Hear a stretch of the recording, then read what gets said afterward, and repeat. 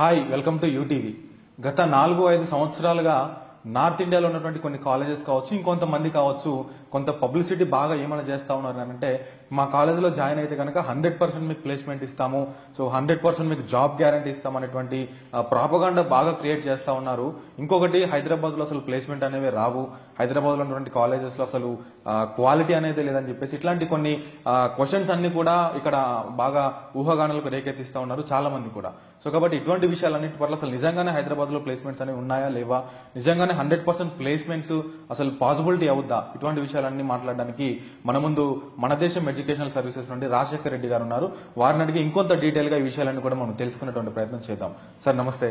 నమస్తే. ఎలా ఉన్నారు సార్? ఫైన్ అండి. సార్, ఈ మధ్య చాలా వరకు, అంటే ఈ మధ్యనే కాదు, గత 4-5 ఇయర్స్ నుంచి కూడా చాలా కాలేజెస్ లో, అంటే నార్త్ సైడ్ ఉన్నటువంటి కొన్ని కాలేజెస్ వాళ్ళు కావచ్చు, కొంతమంది పీపుల్ కావచ్చు, సో మా దగ్గర జాయిన్ అయితే 100% మేము ప్లేస్మెంట్స్ ఇస్తాము, 100% జాబ్ గ్యారంటీ మీకు ఉంటుంది, సో హైదరాబాద్ అటు సైడ్ సౌత్ సైడ్ మీరు వెళ్తే కనుక మీకు అంత ఆపర్చునిటీస్ ఉండవని చెప్పేసి ఒక ప్రాపగాండా క్రియేట్ చేస్తా ఉన్నారు సార్. అంటే నిజానికి 100% ప్లేస్మెంట్ అనేది పాసిబిలిటీ అయ్యేటువంటి విషయం ఉందా సార్? అంటే నేను ఎప్పుడు ఒకటి చెప్తూ ఉంటానండి, అంటే స్టూడెంట్ కెరీర్ అనేది స్టార్టింగ్ నుండి, అంటే ఎల్కేజీలో జాయిన్ అయినప్పటి నుండి కూడా స్టూడెంట్ని ఎలా గ్రూమ్ చేస్తారు అంటే, ఇక్కడ మనం పేరెంట్స్ అయినా కూడా ఎలా ఉందంటే స్టూడెంట్ అనేది స్కూల్లో జాయిన్ చేయించేటప్పుడు కూడా మనం ఏం చెప్తామంటే స్టూడెంట్కు నువ్వు మంచిగా చదివితే నీకు మంచి జాబ్ వస్తుంది అనేసి చెప్తూ ఉంటాం. ఈవెన్ స్కూల్కి వెళ్ళినప్పుడు కూడా టీచర్ ఏం చెప్తారంటే నువ్వు బాగా చదువుకుంటే నీకు మంచి జాబ్ వస్తుంది అనేసి అంటూ ఉంటారు. సో ఇక్కడ జాబ్ అంటే ప్లేస్మెంట్ అనేది ఒక నీడ్ అనేది అయిపోయింది అనమాట. సో దాన్ని క్యాచ్ చేసుకొని, ఎందుకంటే మన ఇండియన్ కల్చర్ ఎలా ఉందంటే ఎక్కువ మంది స్టూడెంట్స్ అనేది జాబ్స్కి ఇంట్రెస్ట్ పడతారు, కానీ అదర్ అంటే బిజినెసెస్ కానివ్వండి వీటికి ఇంట్రెస్ట్ చూపించే వాళ్ళు నార్త్లో కొన్ని స్టేట్స్లో ఉన్నారే తప్ప అది కూడా చాలా తక్కువ అని చెప్పొచ్చు అనమాట. సో ఇప్పుడు ఏదైనా ఒక కాలేజ్కు లేదా యూనివర్సిటీస్కి ఏమైపోయిందంటే ప్లేస్మెంట్ అనేది ఒక సెల్లింగ్ పాయింట్ అయిపోయింది. సో అట్రాక్ట్ చేయడానికి ప్లేస్మెంట్ ఒక సెల్లింగ్ పాయింట్ అయిపోయింది. అయితే కొన్ని అంటే 2020-21 అకాడమిక్ ఇయర్లో పర్టికులర్గా తీసుకుంటే చాలా వరకు ఇన్స్టిట్యూషన్స్లో ప్లేస్మెంట్స్ కంప్యూటర్ సైన్స్ ఇంజనీరింగ్ చదివిన స్టూడెంట్స్కు కొంతవరకు బాగానే ప్లేస్మెంట్స్ అయ్యాయి. 100% అనేది కొన్ని ఇన్స్టిట్యూషన్స్లో అవుతే, కొన్ని ఇన్స్టిట్యూషన్స్లో ఇంచుమించు ఒక 70-90% మధ్యలో కూడా ప్లేస్మెంట్స్ అయితే ఈవెన్ చిన్న కాలేజ్ దగ్గర నుండి అన్నిట్లో అయ్యాయి. అది ఒక అంటే సౌత్లో ఉన్న యూనివర్సిటీస్లో అవ్వలేదని కాదు, నార్త్లోనే అయ్యాయని కాదండి. ఈవెన్ హైదరాబాద్లో, ఈవెన్ మనకు ఆంధ్ర తెలంగాణలో ఉన్న ఇంటీరియర్ రీజియన్స్లో, వరంగల్లో ఉన్న కాలేజ్, ఖమ్మంలో ఉన్నాయి, విజయవాడలో ఉన్నాయి, వైజాగ్ ఇటువైపు ఉన్న కాలేజ్లో కూడా ప్లేస్మెంట్స్ బాగానే అయ్యాయి అనమాట. అయితే ఎప్పుడైతే రెసిషన్ స్టార్ట్ అయిందో అప్పుడు సాధారణంగానే మన సౌత్తో పాటు నార్త్ ఇండియాలో ఉన్న యూనివర్సిటీస్లో కూడా ప్లేస్మెంట్స్ అనేది తగ్గిపోయాయి. అంతెందుకండి, ఐఐటీస్ తీసుకుంటే ఇప్పుడు అంటే ఇంటర్మీడియట్ కంప్లీట్ అయిన స్టూడెంట్ బీటెక్ అనగానే ఫస్ట్ వాళ్ళ మైండ్లో వచ్చేది ఐఐటీస్. అలాంటి ఐఐటీస్లోనే 30-40% ఇంకా ఎక్కడ ప్లేస్మెంట్స్ అవ్వలేదు స్టూడెంట్స్, అంటే 40% ప్లేస్ అవ్వలేదా అంటే ఓన్లీ 60% మాత్రమే ప్లేస్మెంట్స్ ఐఐటీస్లో అయ్యాయి. సో మంచి ఇన్ఫ్రాస్ట్రక్చర్ ఉండి మంచి ఫ్యాకల్టీ ఉన్న ఐఐటీస్లోనే 60% ప్లేస్మెంట్స్ అయ్యాయి అంటే, సో ఇలాంటి చిన్న యూనివర్సిటీస్ ఏవైతే 100% పబ్లిసిటీ ఇస్తున్నారో 100% ప్లేస్మెంట్స్ అనేసి, అలాంటి యూనివర్సిటీలో ఎంత ప్లేస్మెంట్స్ వచ్చాయనేది మనం లాజికల్గా అర్థం చేసుకోవచ్చు. సో 100% ప్లేస్మెంట్స్ అనేది ఒక పబ్లిసిటీ కోసం వాడే ఒక పదమే తప్ప ఎక్కడ కూడా ప్రాక్టికల్గా 100% ప్లేస్మెంట్స్ అనేది సాధ్యపడవండి. రెండోది, కొన్ని యూనివర్సిటీస్ ఇంకొక స్టెప్ ముందుకేసి మా దగ్గర 1 crore ప్యాకేజ్ ఉంది, 1.5 crore ప్యాకేజ్ వస్తుంది, 2 crores హైయెస్ట్ వస్తుంది అనేసి అంటారు, కానీ అది కూడా ఒక పబ్లిసిటీలో ఒక భాగం మాత్రమే.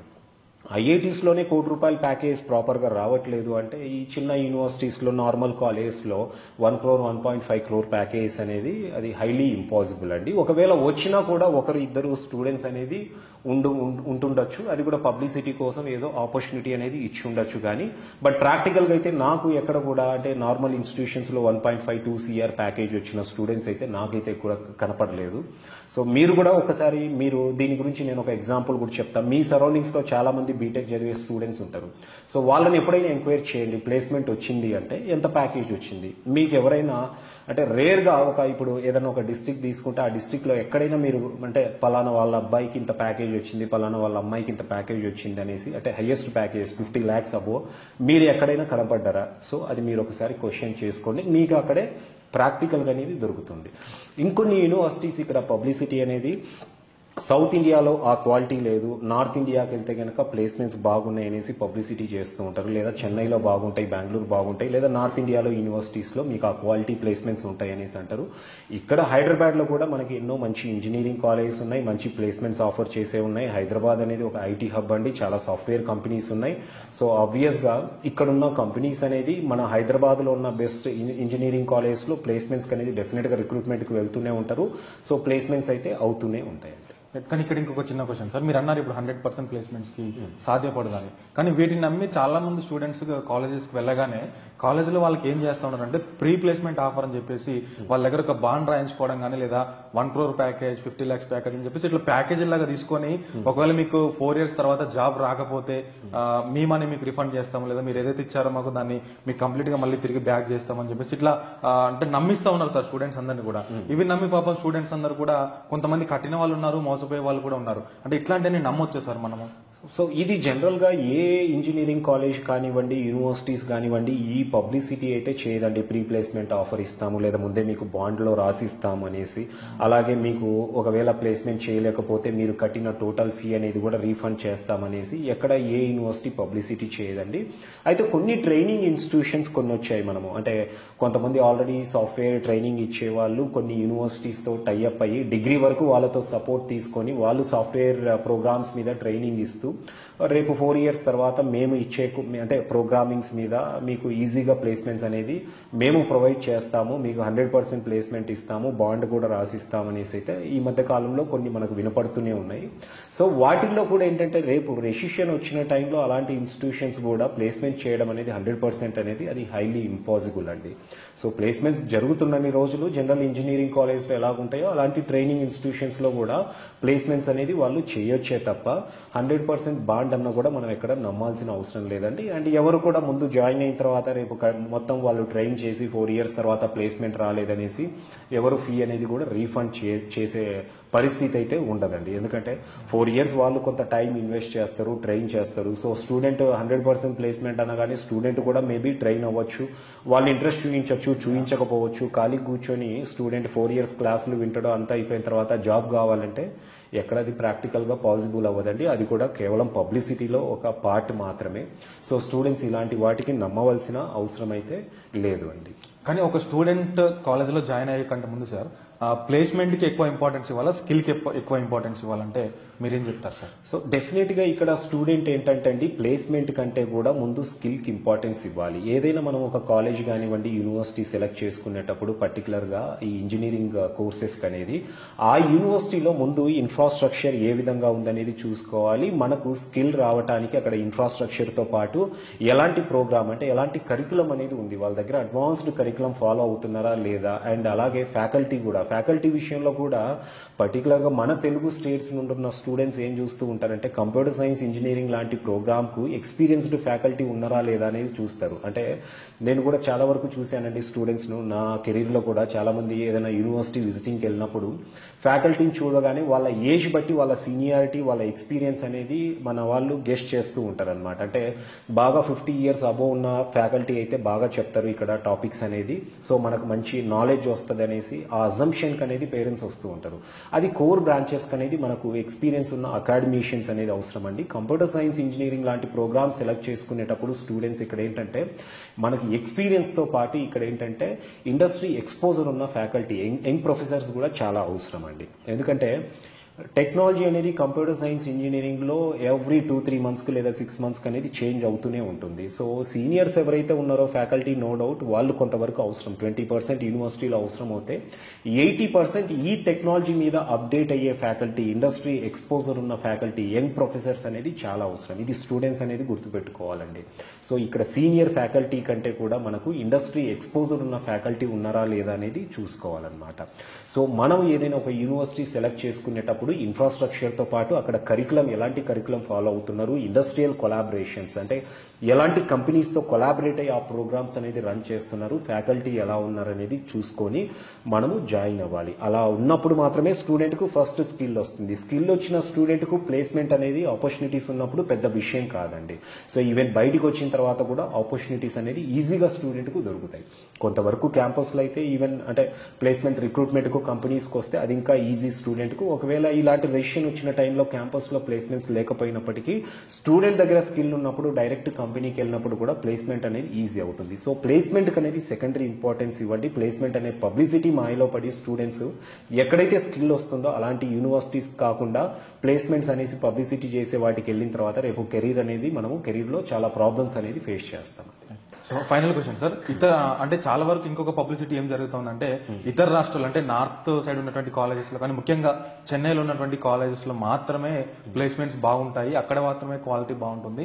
సో ముఖ్యంగా హైదరాబాద్ లాంటి కాలేజెస్ లో అసలు క్వాలిటీనే ఉండదు, అక్కడ ప్లేస్మెంట్స్ రావని చెప్పేసి బాగా ఒక అపోహ క్రియేట్ చేస్తా ఉన్నారు. దాంతో పాటు స్టూడెంట్స్ కూడా అందరూ కూడా హైదరాబాద్ ని వదిలి నార్త్ కి వెళ్ళడానికి, చెన్నైకి కానీ బెంగళూరుకి కానీ అటు సైడ్ వెళ్ళడానికే ఇంట్రెస్ట్ చూపిస్తా ఉన్నారు సార్. అంటే నిజానికి హైదరాబాద్ లో అటువంటి క్వాలిటీ ఎడ్యుకేషనిస్ట్ కానీ అంటే నిజానికి హైదరాబాద్ లో క్వాలిటీ ఉన్నటువంటి కాలేజెస్ కానీ లేవా అంటే ఏమని చెప్తారు సార్? సో ఇది ఇప్పుడు చాలా వరకు ఏమైపోయిందంటే ఇప్పుడు మన తెలుగు స్టూడెంట్స్ అనేది బయటి రాష్ట్రాలకు వెళ్ళి చదవడానికి చాలా ఇంట్రెస్ట్ చూపిస్తున్నారు. అంటే గతంలో ఒక చెన్నై అనేది బాగా ఎక్కువ వెళ్ళే వాళ్ళు, దాని తర్వాత మళ్ళీ బెంగళూరు కూడా వెళ్ళే స్టూడెంట్స్ అనేది పెరిగిపోయారండి. ఇప్పుడు చెన్నై బెంగళూరుతో పాటు మనకు నార్త్ ఇండియాలో కూడా స్టూడెంట్స్ ఎక్కువగా వెళ్తూ ఉన్నారు. సో యూనివర్సిటీస్ అక్కడ ఏం చేస్తున్నాయంటే యూనివర్సిటీస్ చేసే పబ్లిసిటీ కంటే కూడా ఇది ఏం చెప్పొచ్చు అంటే ఆ యూనివర్సిటీ రిప్రజెంటేటివ్స్ ఎవరైతే ఉంటారో వాళ్ళు ఎక్కువగా హైదరాబాద్లో చదివితే మీకు అంత ఆపర్చునిటీస్ ఉండవు, ఇక్కడ ఉన్న కాలేజ్లో ఇన్ఫ్రాస్ట్రక్చర్ లేదు అనేసి ఆ పబ్లిసిటీ చేస్తూ ఉంటారే తప్ప బట్ మనకు హైదరాబాద్లో కూడా మంచి ఇంజనీరింగ్ కాలేజెస్ అనేది ఉన్నాయండి. ఇప్పుడు సిబిఐటి ఉంది. సో సిబిఐటి అనేది ఇండియా వైడ్గా దానికి ఉన్న పాపులారిటీ అనేది మనకు తెలిసిందే. ఈవెన్ విఎన్ఆర్ విజ్ఞాన్ జ్యోతి, వాసవి ఇంజనీరింగ్ కాలేజ్, అలాగే గోకరాజు రంగరాజు అవ్వచ్చు, బీవీఆర్ ఐటీ అవ్వచ్చు. అంటే హైదరాబాద్లో ఉన్న టాప్ 10 కాలేజ్లో ఉన్న ఇన్ఫ్రాస్ట్రక్చర్, ఫ్యాకల్టీ నో డౌట్ డెఫినెట్గా మంచి మంచి యూనివర్సిటీస్తో, ఇండియాలో ఉన్న మంచి మంచి యూనివర్సిటీస్తో మ్యాచ్ చేయగలుగుతుంది అనమాట. ఈవెన్ ప్లేస్మెంట్స్ తీసుకున్నా కూడా ఇయర్ సాధారణంగానే 2024 అకాడమిక్ ఇయర్లో మనం ఐఐటీస్లోనే ప్లేస్మెంట్స్ అనేది ఇప్పుడు 50-60% అయ్యాయి అన్నప్పుడు ఇలాంటి ఇంజనీరింగ్ కాలేజ్లో కూడా కొంత ప్రాబ్లమేటిక్గా అయితే ఉంది అనమాట. సో ఇక్కడ క్వాలిటీ లేదని కాదండి. హైదరాబాద్లో ఉన్న ఇంజనీరింగ్ కాలేజ్లో, హైదరాబాద్లో ఇంజనీరింగ్ కాలేజ్లో సీట్ దక్కాలి అంటే స్టూడెంట్స్కు ఎంసెట్లో మంచి ర్యాంక్ అనేది ఉండాలన్నమాట. మంచి ర్యాంక్ ఉన్నప్పుడు మాత్రమే ఇక్కడ టాప్ 10 కాలేజెస్లో మంచి ఇన్ఫ్రాస్ట్రక్చర్ ఉన్న కాలేజెస్లో సీట్లు అనేది దొరుకుతూ ఉంటాయి. అలా కాకుండా మేనేజ్మెంట్ కోటా లేదా ఎన్ఆర్ఐ కోటాలో సీట్ కొనాలంటే కనుక ఆల్మోస్ట్ ఒక 15 నుండి 20 లక్షల దాకా డొనేషన్స్ అనేది స్టూడెంట్ ఖర్చు పెట్టాల్సి వస్తుంది.